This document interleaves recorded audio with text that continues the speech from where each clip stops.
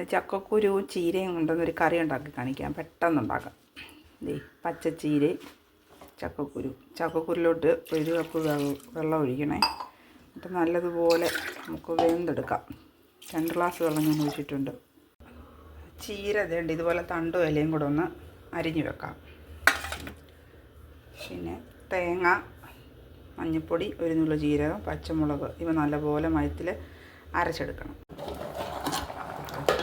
ചക്കക്കുരു നല്ലപോലെ വെന്തിട്ടുണ്ടേ. അതിലോട്ട് ഇനി നമുക്ക് ഈ ചീര ഇട്ട് കൊടുക്കാം.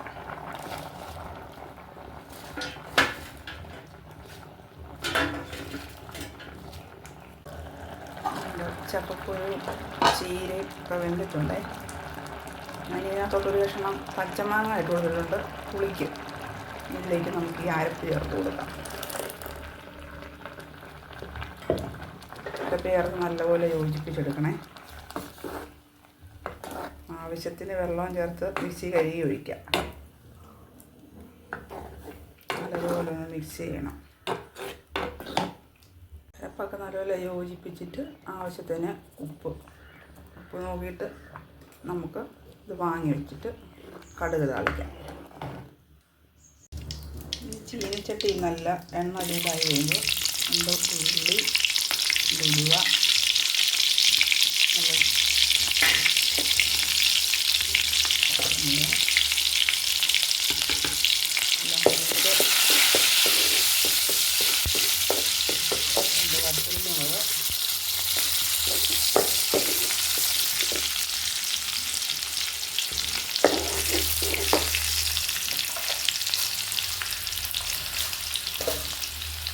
സ്പൂൺ കടുക്,